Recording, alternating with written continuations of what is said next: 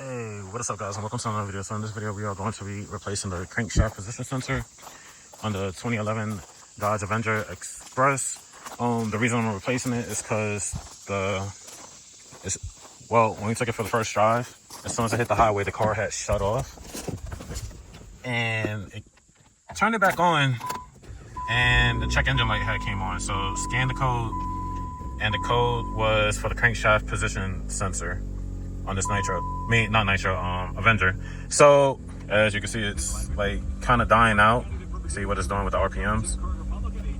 So there is definitely something wrong. Usually a crankshaft position sensor lasts 100,000 miles or the lifetime of the vehicle, whichever comes first. This one has 194,217. So it's well over it. So, and it's a Dodge. It's not, Dodges ain't really known for like long mileage and all that. So and I know this from experience, but we're gonna put the car on ramps. I went to AutoZone and brought Duralast. It was 25 bucks. As you see here, I got a flashlight that way I can shine the light in there. It's located on pretty much by the driver's side. So what we're gonna do is I'm gonna put the car up on the ramps, and then we're gonna begin. We underneath the car. I'll lay some cardboard down. All right, so it looked like the throttle body's been replaced. That looks pretty clean. Yeah, that's a new throttle body. So I guess the throttle body had failed. This motor mount's gonna have to get replaced. It's the first time underneath here. Everything looks pretty good. Sorry about that. Alright, so let me kind of aim the light to try to give you a good idea. Yeah, so the sensor is right there. So we're going to disconnect it. And of course, I don't got that much space underneath here, so I'm going to do. So we're going to push down on that tab. I can't put both arms up here, but we're just going to unplug it. Alright, so you're going to kind of have to do what I do somehow, because you can't really see due to the CV axle. Well, you can kind of see from, let's see. I'm trying to, no, you can't really see. You're probably gonna have to do what I do, either feel for it or somehow have a camera up here so you can look into the screen or whatever, just so you can see what you're doing. But it's held down by a 10 mil bolt, so I'm gonna take that out and then be right back. So I got it out. It's really no debris. I do see some wetness on the tip, and I don't think this is an OEM. Yeah, I don't believe this is an OEM crankshaft position sensor. I don't see no Dodge branding, Mopar, none of that on here. So this is probably some aftermarket. So the original probably did get failed, but whatever sensor, I'll see if it's the same. No, the Duralast is gray. But we're gonna see if that's the issue. So what we're going to do is put it back into its hole. And once you got it back into its hole, you wanna sit there and put the 10 mil back at the top of it. Right, so, and when you wanna tighten it, you kinda wanna hold it like this. You don't wanna tighten it too much. Just put it to where you feel like resistance on your fingertips, and that's good enough. You don't wanna accidentally snap that bolt and then you're in bigger trouble. So now we could reconnect the sensor. The tab portion that you see right there faces outwards. So let me see if I can hold the camera and do this up to see. So I might have to move the camera. Yeah, I might have to move the camera. Right, so let's reconnect it. And you will hear a click. Oh shit. Yeah, but I believe the sensor was replaced before.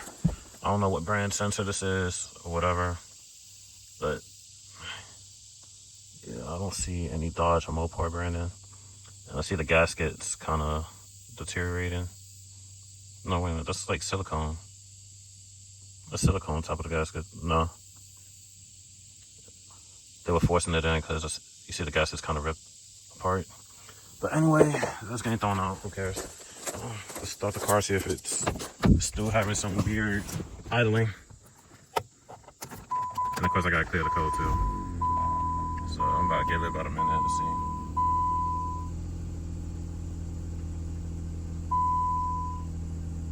so it's not dipping or nothing.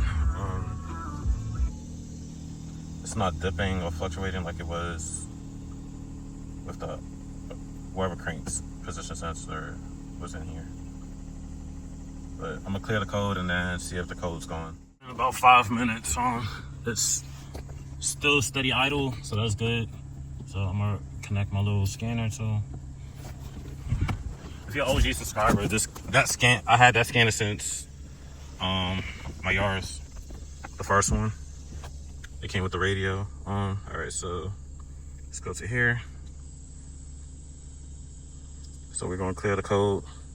Or we gotta connect it first. So y'all can see the code. Well, I haven't cleared the code yet, so check engine, so it still read the same code.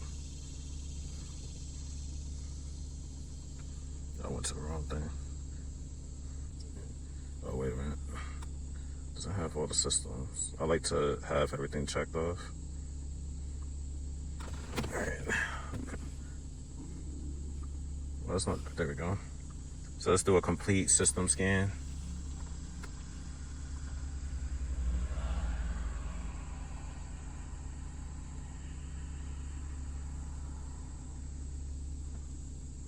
I'm using my kid's phone because the scan only works with Android. I gotta get one that works with iPhone. So I just want to do a complete scan of everything in the car just to make sure nothing else pops up. And it's still a steady idle. That's pretty good.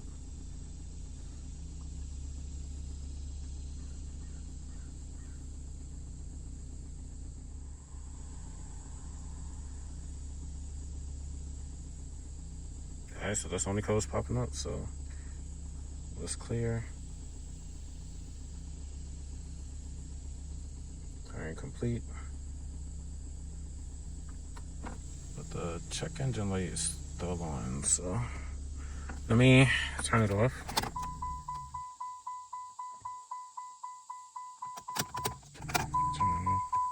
Alright, let's turn it back on and see.